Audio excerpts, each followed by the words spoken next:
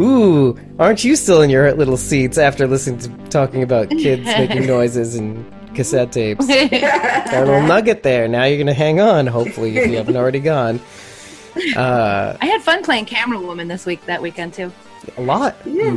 You did that a lot. Yeah. But you know what, like, me and Rach were joking about this, like, I totally felt like, because, you know, we went to, obviously you and me, Dave, went last year to Walker Stalker, and, like, Rach, you've been to Walker Stalker in, like, Chicago, so it's like, you know, you go as, like, a fan, you know, but this time around, you know, we're going as, like, press, and I had to kind of remind myself, it's like, oh, no, wait, it's like, you know, we have to let them know, because, like, there's different areas where you can sit and whatever, and I totally felt like, I'm sure you've seen Wayne's World, Dave, like, when they go backstage to Aerosmith, and they're like... And you can say it. No, but they're like, that's what I think of. Like, oh, the VIP badge? They're like with their badges and they're like, VIP. Not me. I just walked through the door. You know, I did that a lot last year. I just kind of walked through and sat wherever I wanted to sit. And I waited for somebody to call me out on it like a jerk.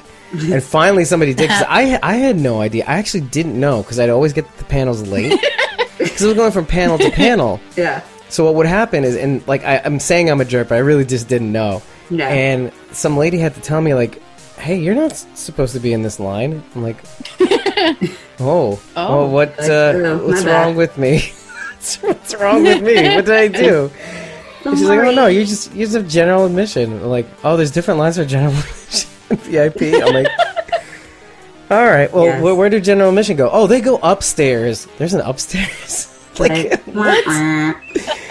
This is, by the way, this last year, all of this was in building A of the Georgia World Congress Center, but now it's in B, and all the panels are in the one hall, Thomas S. Boylan. Yeah. Whereas, like, last year... they had different rooms, right. And they were, like, bigger. They were, like, almost auditoriums where you had, like, upper levels and, lecture like, balcony. halls.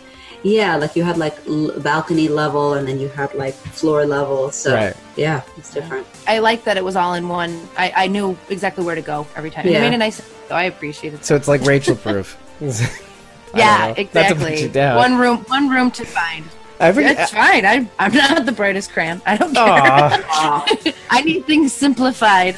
I'm okay with that. I don't have a strong sense of direction at all, so that does help. For some reason, that I can do, but... okay, unless we're talking like in a building, no. But like for some reason in the world, I'm okay. Like on the road, yeah. I know. Yeah. Your math doesn't add up. There's too many hallways. All the time. No. Try to figure you out, getting to know you. It's great. I'm not complaining at all. I mean, with both events, I do regret not really participating a little bit because I felt like again, I didn't go to one panel at Walker Stalker. I didn't pay attention to any of the auctions. How many times did I try to get you away from the table? You did. You were really good. He's like, no, I'm good. I'm like, no, you need to go. You know who reminded me to eat and drink? The Sunshine Twins. Really? Yeah. Funny. Like, they literally took my hand, literally both of them took both hands, led me into Jacob's table, said, order something. I'm like, oh, yeah, that. Then they ordered for me. And they said, okay, we're getting drinks now. You, me, and she. Sounds good. There we go. Okay. But I needed that. I honestly did need that. I was just like, I have my assistants right here. There you go. If we ever do that, they're the first people I'm calling up.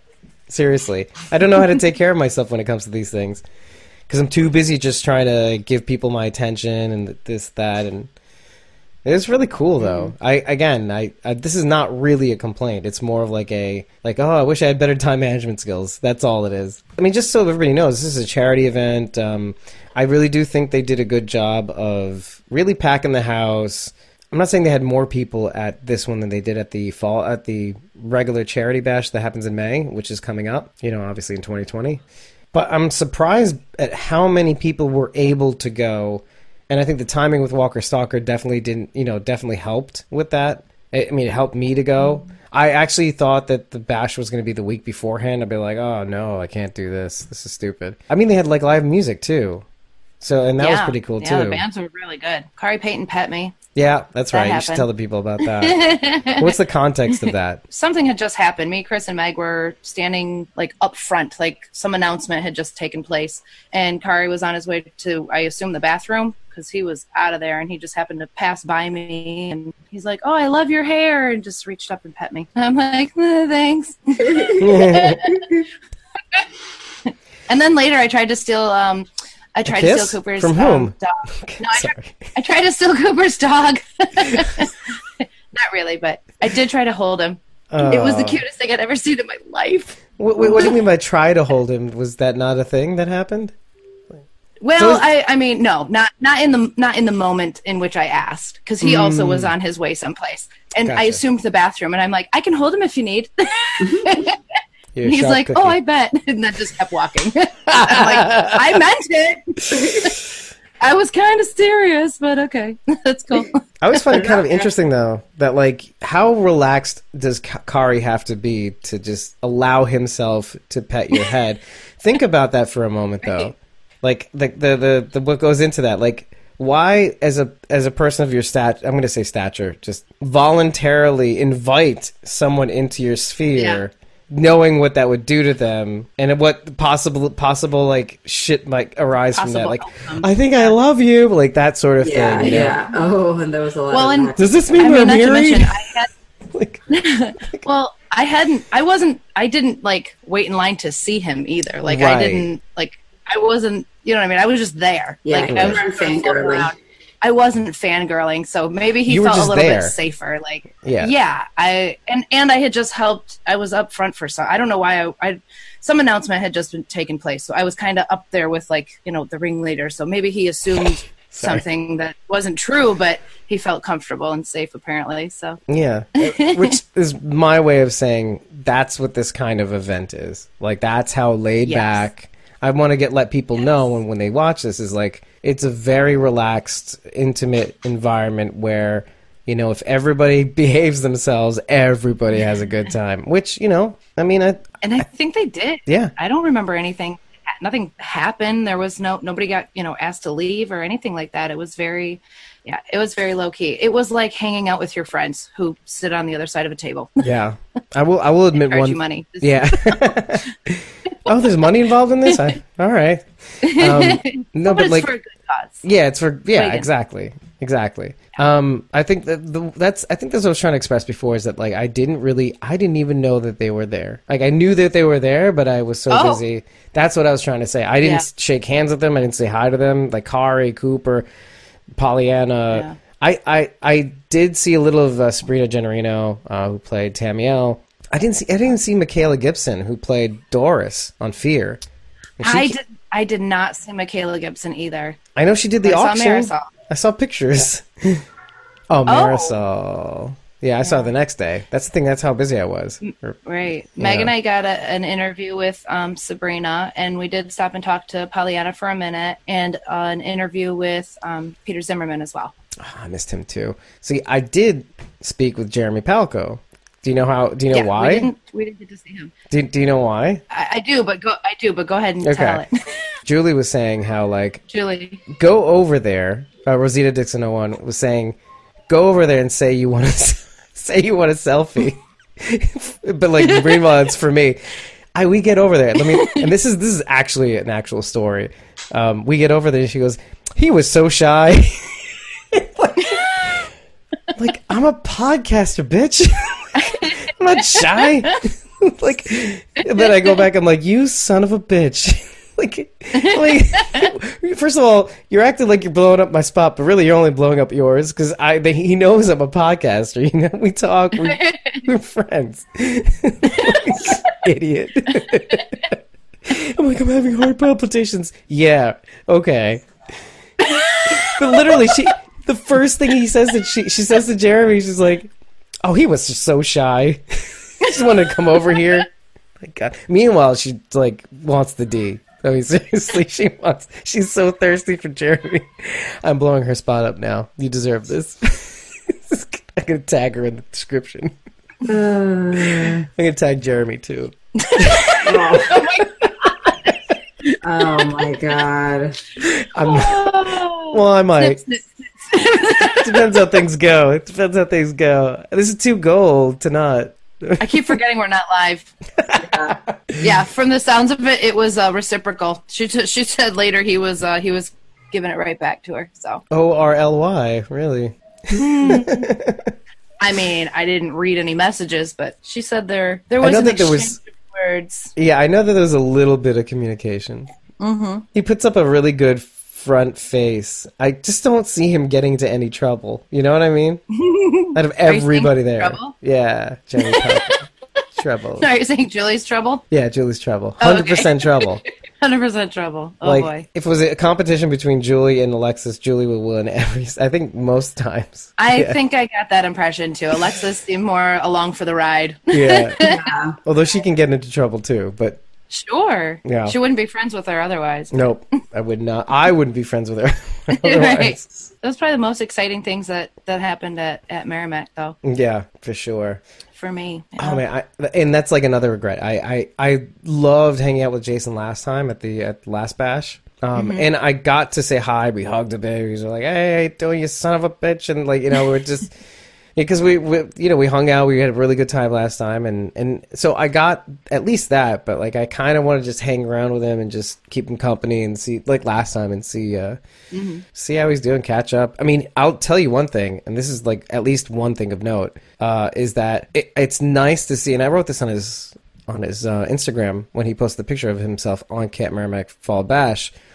I said it's nice to see the humongous difference in the way you were at Camp Marimac Charity Bash versus the Fall Bash, because when he walked in, I was behind the scenes, like in the green room of Chris's place, just like there's a microwave there, and that's it. Like, one of those little office back rooms where they keep the little fridge and the microwave. That's Chris's green room, and so like he was kind of like, I don't even know why I'm here. That's literally what he's kind of saying. He's like, well, why am I even here? Like, why do people want to talk to me? I'm like, oh, I don't think you understand how well the Highwaymen were received. Let me show you. And then I show him random. I literally just put like hashtag Highwayman or hashtag TWD Highwayman. And then I actually showed him specific posts at the time that I knew of that were noteworthy. And he's like, holy shit. I was like, I did not I know the show. I think it's cool. And, but I just came in for like almost like a background actor spot. And like, here I am. Like, I didn't understand the response. And like, yeah, they're gone too soon. And now, you saw him at the Fall Bash. He was all smiles.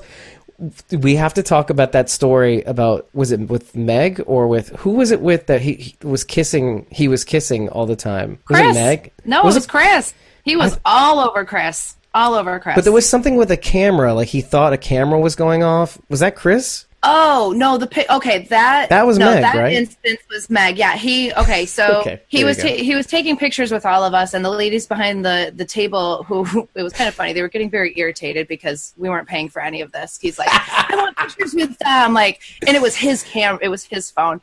Okay.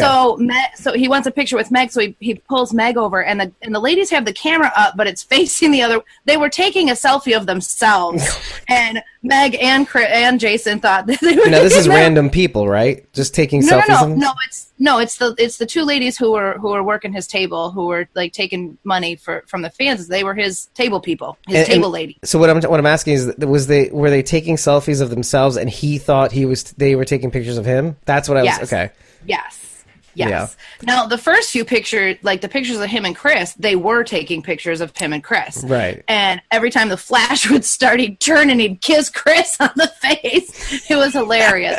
and then after that, he's like, come on. He wanted a picture with Meg too. And that's when they put the camera back up, and they both, he thought they were taking a picture of them, but they were taking a picture of themselves.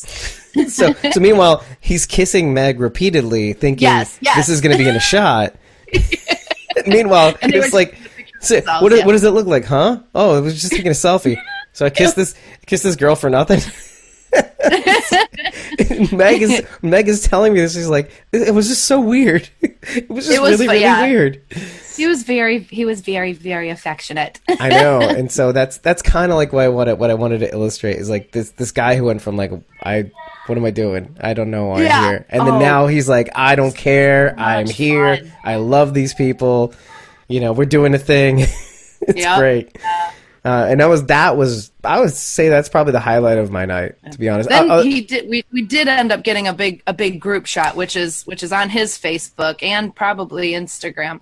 I was in that, right? We had somebody to take a picture. Are you? I don't know. I know I was pulled into one or two. I don't remember, but I know it's like everybody, including the ladies and yeah. On Camp Marimac's page, right? Yeah. Well, it's either there or on the event page. One of the pages. Yeah. Oh, okay. Some of the Camp Marimac, the ones that have the little Camp Marimac badge on them, those are really good. They came out really well. I'll say that much. I don't know who those were, but maybe Lance. I don't know. I think we left early. Right? Yeah. Didn't we leave at I felt like we left at 9:30. Maybe was it earlier? I think it was close. I want to say 10. closer to 10. Yeah. Yeah. Why did we leave early again? Because we were tired. We all had morning flights. Well, actually, you and me had the morning flight. Yeah. I had been up since 2:30 at that point. Like, I was almost up for 24 hours. I was ready to go to sleep. Yeah, you and me both. I really didn't sleep. Back to Atlanta, almost. Oh, yeah. And then we stopped by a Waffle House. We did.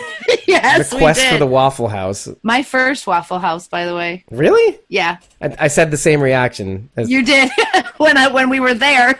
Yeah.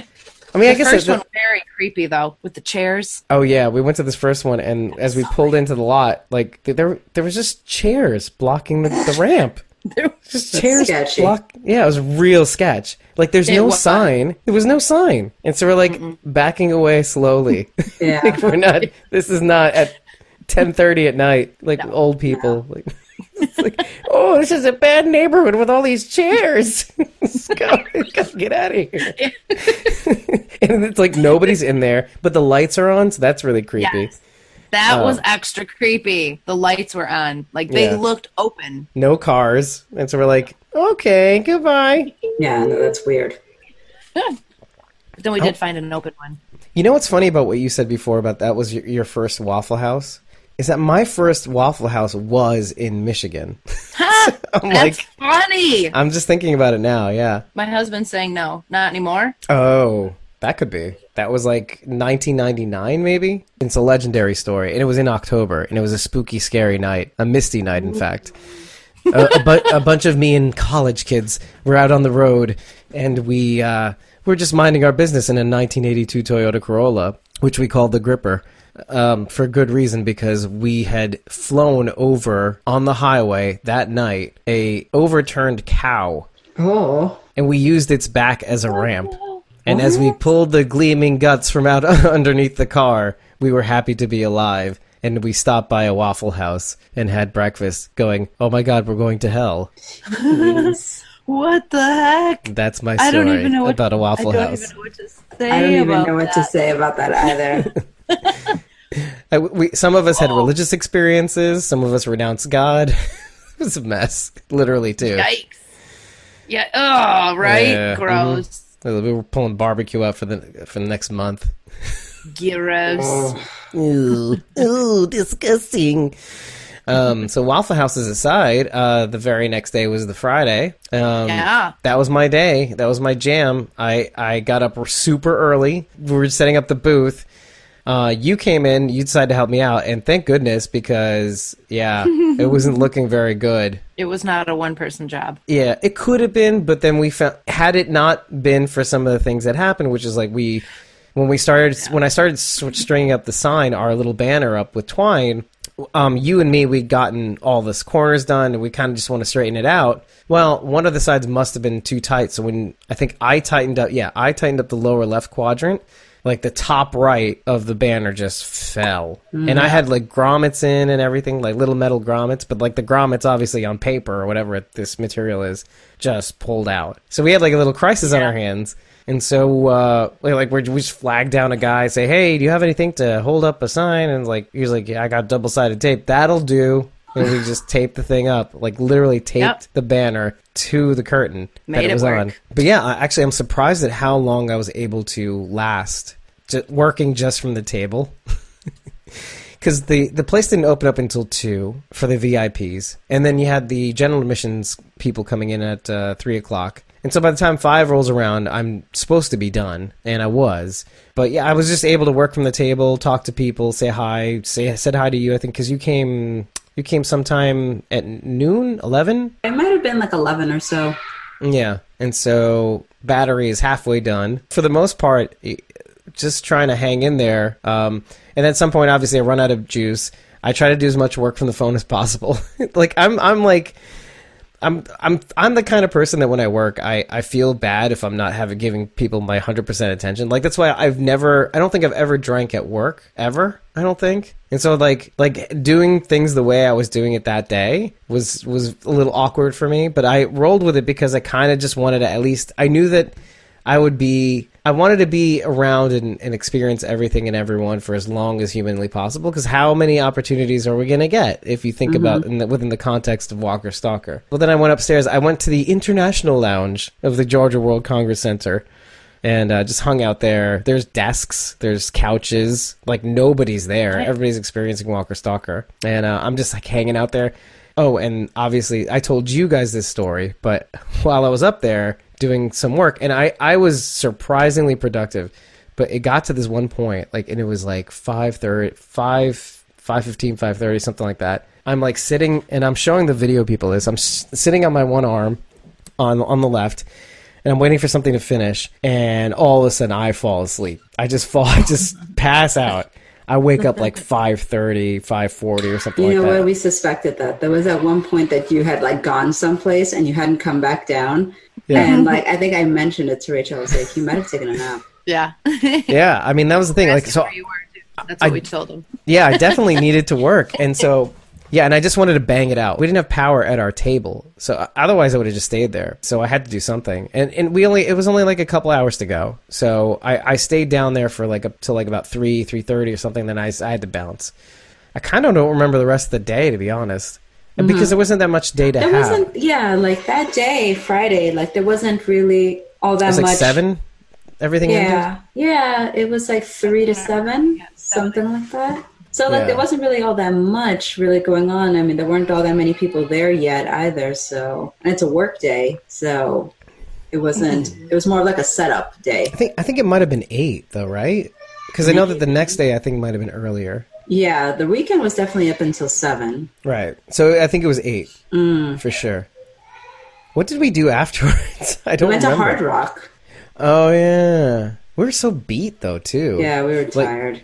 Like the second we put food to our mouths, I think we were like, oh, this is a mistake. We were This done. is a huge mistake. We were done.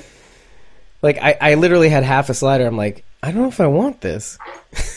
I don't know. I mean, didn't you have a giant chocolate shake before that too, though? That's my God, yeah. With these frosting sprinkles. Yeah. And our waiter. Looked amazing. Our waiter was amazing. He was so cool. He was pretty over the top. Yeah. He was funny. Over the top is more accurate. Oh my It's God. definitely more accurate.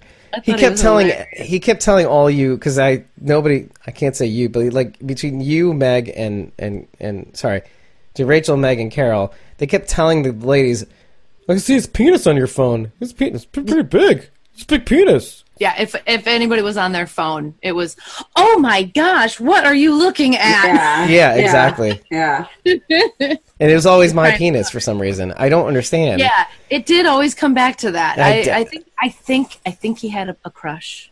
I would say that's true, but he took my money. Look, he took. Well, he thought you were paying him for the entertainment. Yeah, exactly. Yeah. I guess he thought a 25% tip was, or like 30% tip was like entertainment. I'm like, all right. Yeah, it was an entertainment fee. I mean, the food cost enough. Seriously. Yeah, my God. Oh boy. Saturday was the big day. Yeah, Saturday was a more interesting day. I mean, just to sum up me, I mean, I was at the table the entire day, and like on the one hand, I don't regret it because, you know, I met a lot of people. I got to talk to a bunch of people. I met some hardcore Fear fans, like, which was really cool because they loved because I started making ad hoc signs throughout the day. I made a sign that said, take what you need, leave what you don't, help how you can. And then I wrote, then I did another sign. And this is just all based on one of Meg's throwaway mystery bags, like after she consolidated. And I just like took another one and said, free stuff and thangs. And then I put the stickers and the buttons on it too. I think the funniest thing about working the table is what people's impressions of our table was. Mm-hmm. Because they look at the sign, they look at what's on the table, you tell them free shit, they take free shit, and then they start realizing, oh, this is a podcast? like they didn't know what it was. And like it's there in black and white. It says like a podcast pulverizing episodes of AMC's. Yeah, okay.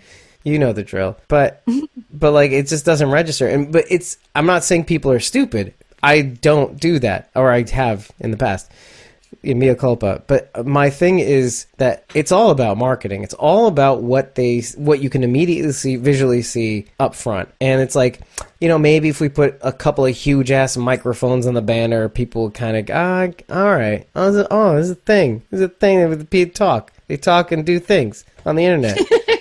Like, if you make it immediately clear, they'll come to the table, they'll be like, oh, okay, you like to talk. It's like, what do you like to talk about? Who do you like to talk to? And then you have a dialogue. But literally, people would pass by the table and be like, oh, this is Squawking Dead. Sounds familiar. I like the people who are like, does that have something to do with birds? What? Yeah, that's good. Yeah. Did somebody say that? Yeah. Yeah, there was a few people. They were like, when we said, well, we're a podcast, and they're like, oh, we thought it had something to do with crows. Like, what? You see bird one on the sign, motherfucker? Yeah. What would it have to do? Please, elaborate on this. I would love to hear your idea, and we'll steal it. It's a bird. It's a bird sanctuary. Which is why I captioned that picture of us on the Stranger Things couch. All the birds are together. Yes. Yes. The circle is complete. Yeah. I also like after they said that, I'm like, all right, I like that. A bunch of birds sitting around squawking. I get, it works. I mean, that's technically why I called it that. Yeah. Zombie squawk, bird squawk. There you go. Yeah. It's a verb. Mm-hmm. And it's a state of being. I don't know. Okay. Squawking Dead. I don't know. I guess if you use it with Squawking Dead, it's a thing. Yeah. Yeah. There you go. Yeah. I broke this down in like a personal post, like how I like double entendres. I think it's ingenious, honestly. I mean, we are Squawking Dead. Talking Dead's taken, so this honestly is the next best thing. Yeah. It's literally the next best thing. I you know what? And like tangenting just a tiny bit, like lately we've been making more connections, like with different people, like artists and other podcasts as well.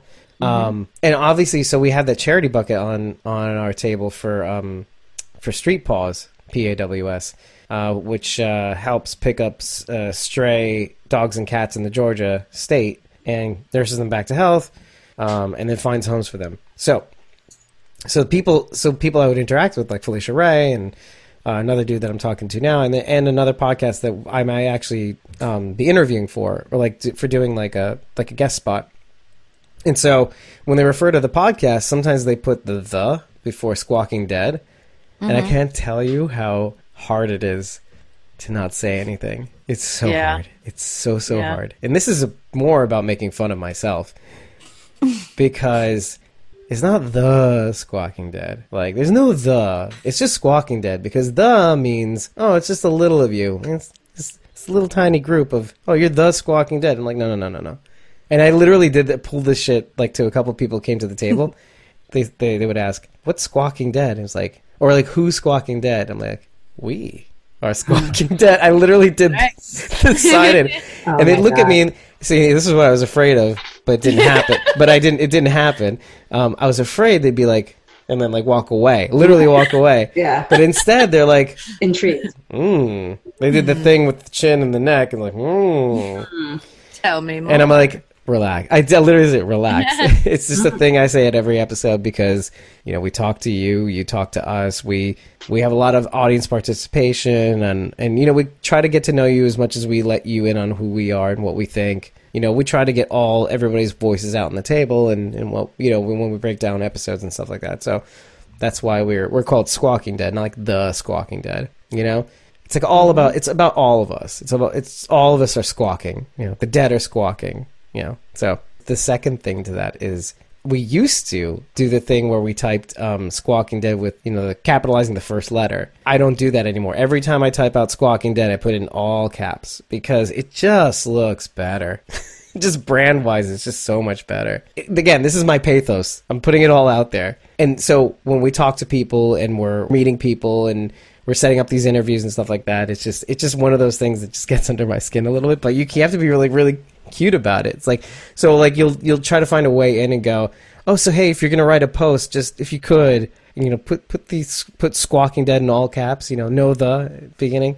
So I'm having to be like, I'm trying to figure out better ways to like be cool about it. I would preface it by saying, okay, here it's time to be a diva right now, so hold on, and then I'll just spill it out, spill the tea. When was your Mo Collins interview? Everything pretty much happened Saturday. The interview with Mo Collins was that morning in the green room area, which was almost a story in itself. Yeah, because I mean, it was supposed to be at 10:55, and so I went over to her table, and nobody was there, and I was like, Huh. So then, like, I sent you a message, and then I asked one of the girls nearby. I was like, "Hey, do you know where she is? Because I'm supposed to meet with her at 10:55." And luckily, at that time, like Allie from press relations came by, and she was like, "Oh no, it's in the green room," and she kind of like took me behind the curtains and brought me over there. By the way, which as soon as you'd sent that message to me, I scrambled. You right away. And then because I was next to her and she was like, I got her. It was almost like, exactly, like I've got the package. Package is acquired. Right, exactly. Like you called her. Mission and she is was a go. All business. She was like, I got her. She's here with me right now. Yeah, and I felt so bad because I know that her time's like short. Yeah. No, like she was totally fine with it. She was like, ugh, like I mean, she was just exhausted. So, but she brought me over there, and it was like it was weird. You know, they have like their little green room area where I guess like they go and take their breaks and stuff. So I saw like Michael Cutlass was there, Abraham, Angel Theory was there, just kind of chilling and just hanging out. And so then I sat down with Mo Collins, and she was really friendly, really relaxed. It was just a very chill conversation, just talking about like her character and, you know, background in comedy and how much of that she puts into like her character on Fear, you know, the evolution of her character, what she wants to see in the future.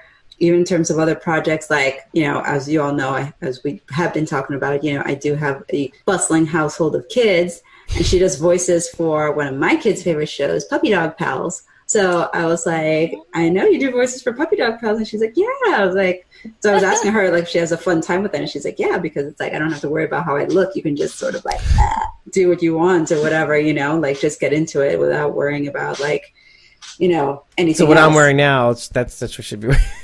Like basically it doesn't matter, you know. But yeah, like all in all, it was like, you know, less than 10 minutes. But I mean, it was really relaxed. And then we took a selfie. It was really cool. She was really nice, you know, and it was a really fun conversation. So it wasn't just an interview. It felt like a fun conversation. It felt like we were friends. Yeah. In my head. Which is ideal. Well, you all were friends in my head until I met you. I mean, except you, Dave. Yeah, except for me. Except for you. This rat bastard came to my wedding and everything. But I mentioned that also because I kind of went to the end of the day and I wanted to talk about Mo. I don't know if a lot of people did this alone, but Mo Collins was just strolling around the floor looking at people's booths. I think like some people are more relaxed and kind of they're not at that level of terrifying fandom that they have to be worried about people running up to them and potentially biting them, that they can feel like comfortable, you know, walking around and just checking things out. Because Seth Gilliam too was kind of walking around and like, and you know, I like relatively unbothered. If Norman Reedus was walking down the aisle, like, you know, I mean, forget it. Like people would be throwing themselves on the floor. Like it would just be ridiculous, you know? Which is sad, right? Like, survive the day. Like, I mean, if the guy wants to walk around, he should be able to walk around. Like they should all be able to walk around. Yeah, like there's no reason to like, you know, for people to be like almost assaulting him because it has happened, you know. And what do they think's going to happen? Like he's going to see this and be like, "Oh my gosh, you're the love of my life." I know. Like, that's what I never understood. What people expect. Like, what do you think is going to happen? You know, but. That's the thing. That's why they have to have like him and Jeffrey Dean Morgan like super shrouded in like protection, you know, because there are people who take it to another level, you know, unfortunately. So, yeah. Before even the Mo Collins interview, though, was the Jeffrey Dean Morgan and Judith panel. Right, let's talk about that. That was bright and early. First of all, it was scheduled for 9. Right. That started 9. I think Jeffrey D. Morgan was sick too, wasn't he? He was sick. He had like the flu or something. Yeah.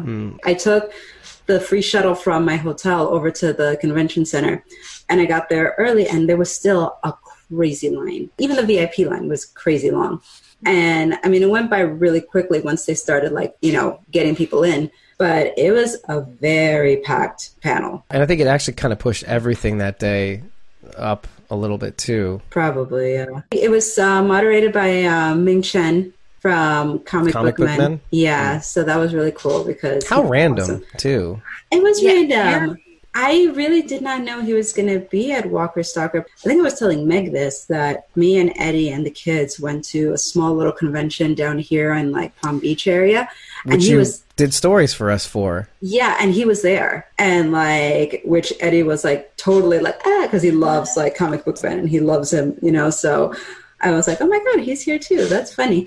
So yeah, he was the one moderating that panel. And so they brought out Hilly Fleming. She was really adorable. She was in like a little cat costume, like cat dress costume. So she was like super cute. Meow. And then Jeffrey Dean Morgan came out, and of course everybody loses their collective shit. They kind of talked about their preparation and their scenes together. And one of the things that I remember is that she was saying like that scene between her character, like Judith, and Negan when he runs off and she kind of finds him and she shoots his bike, and he knocks him off the bike or whatever. And she was saying that she had to hold like a real gun in that scene because that scene, and I do remember that, it's like a close up, like it kind of zooms in on her kind of pointing like the gun or whatever. Mm-hmm. Because they get into that close shot, they had to use a real gun rather than something like fake.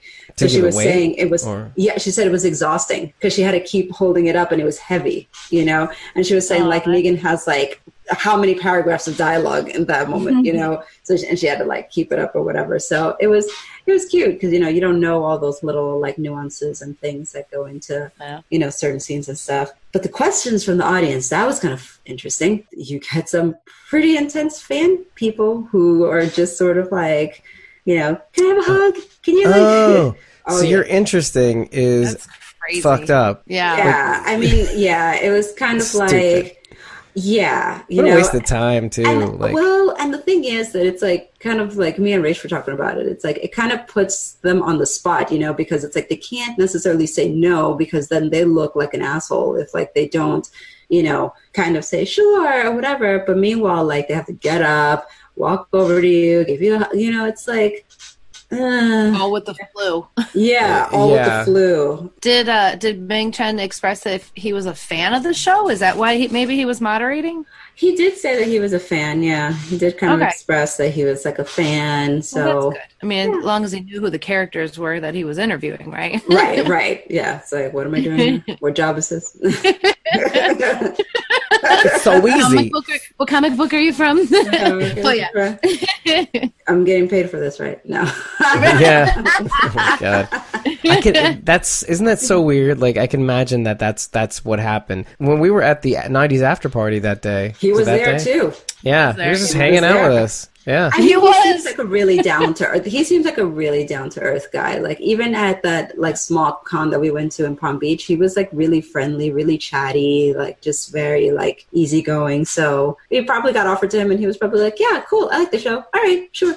Yeah, I don't know. It's still so weird for me to see people in real life. It's if that makes any sense. That you see on the TV, right? Yeah, it's just so strange. And some people are like, oh yeah, they're just like you and me or whatever. And some people are like, to me, intimidating, Right. Okay, so in terms of Kaylee and Jeffrey D. Morgan, did you feel that way about either of them? Like, Jeffrey D. Morgan is super intimidating. I could never interview Jeffrey D. Morgan. Hell no.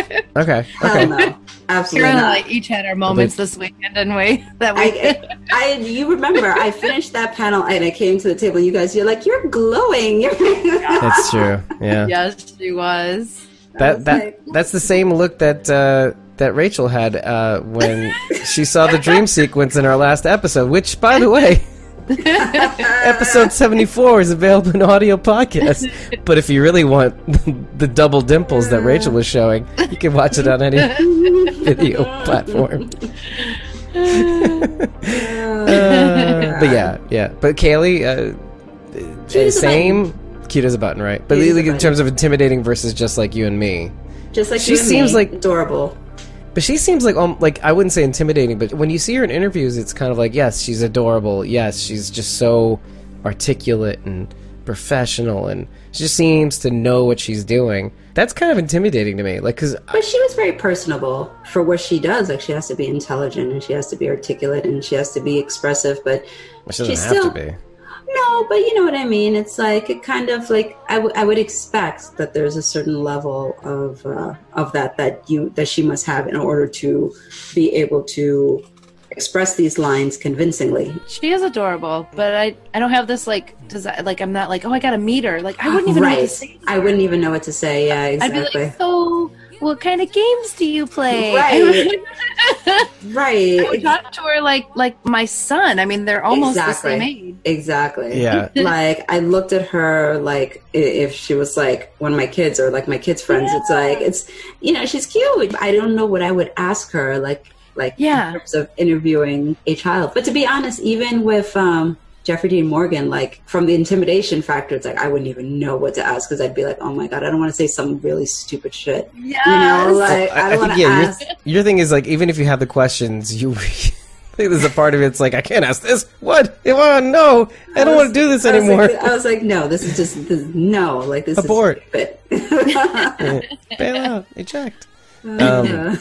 See, I think it's doubly hard for me when it comes to Kaylee Fleming, because it's kind of like, I mean, I'm good with kids. It's just that sometimes there's that little part in your brain going, is this right? It's okay? I'm like a 40-year-old man commenting. This is like the worst. This is like the lowest bar, but like, well, I'm like a 40-year-old man commenting on a 12-year-old You're more girl's concerned about appropriateness. Instagram. Right. Oh, how it looks, yeah. But like, I'm the kind of person that will get over it if I set my mind to it. I will get over it, because there really, essentially, really isn't anything wrong with it. It's just a perception thing, and I think it's mostly in here, in your head. How many kids are on the show that you just say, oh, good job, little one? Like, you try to say the right words because you're a 40-year-old man. It's like, so you can only imagine how it would be to interview somebody like that. I can't even. I mean, I'd be great, but there'd be that initial, like, overwhelming thought of, like, something about this doesn't look right. Scooby.